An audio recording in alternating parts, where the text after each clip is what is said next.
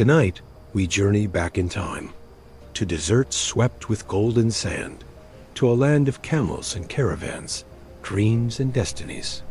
In the ancient pages of Scripture, we meet a young man with a gift and a life full of twists, betrayals, and unexpected triumphs.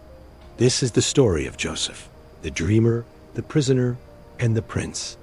So take a deep breath, find a comfortable place to rest, and let the story of Joseph carry you into a world of wonder, courage, and quiet faith.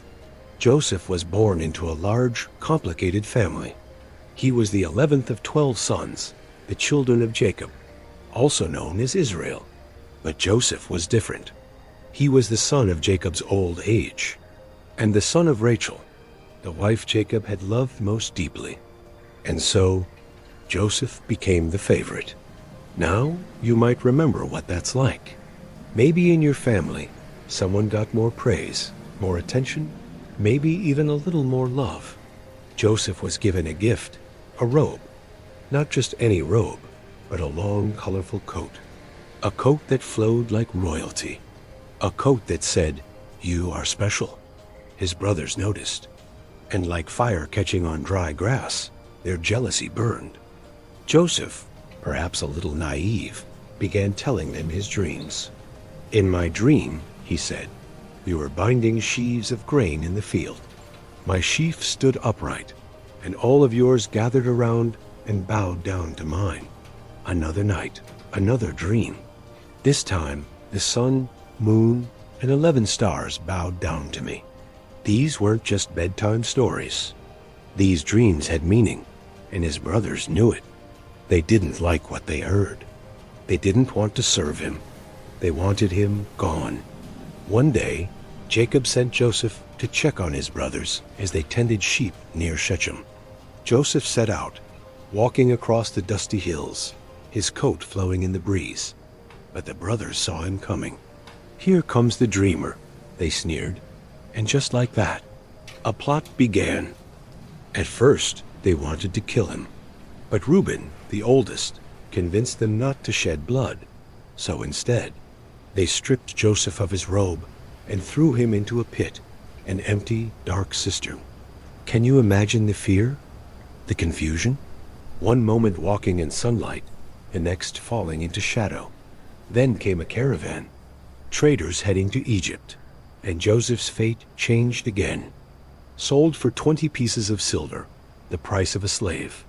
The brothers tore his coat, dipped it in goat's blood, and brought it back to their father. "He's gone," they said.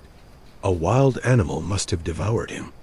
Jacob wept bitterly, clutching the bloody garment, never suspecting the truth. Far from home, Joseph found himself in a strange land, Egypt. A land of gods and pyramids, of strange tongues and distant stars. He was sold to a man named Potiphar, captain of Pharaoh's guard. And even in slavery, Joseph worked with excellence. The Bible tells us, "The Lord was with Joseph, and he prospered." He rose quickly in Potiphar's house, responsible, trustworthy, blessed. But the story takes another turn. Potiphar's wife, drawn to Joseph's strength and beauty, tried to seduce him. Day after day, she whispered. But Joseph refused. "How could I do this wicked thing," he said, "and sin against God?" One day, she grabbed his cloak. He ran, leaving the garment behind. Angered by rejection, she cried out falsely, claiming Joseph had attacked her. Potiphar, filled with rage, had him thrown into prison. Down, down again, from favored son to slave to prisoner. But still, the Lord was with Joseph. The prison warden saw Joseph's wisdom, his calm, his integrity, and put him in charge. One night, 2 of Pharaoh's officials, the cupbearer and the baker, each had dreams. Disturbed, they sought meaning. And Joseph listened. "Interpretations belong to God," he said gently. "Tell me your dreams."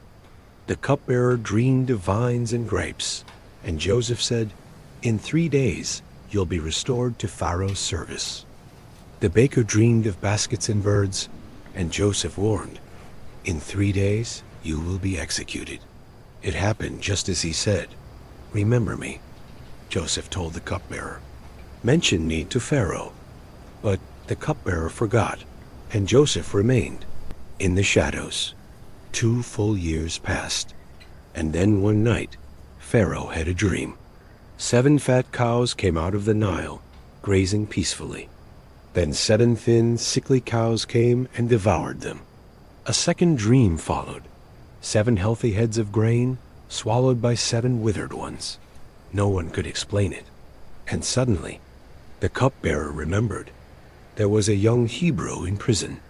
Joseph was summoned, cleaned up, brought before Pharaoh.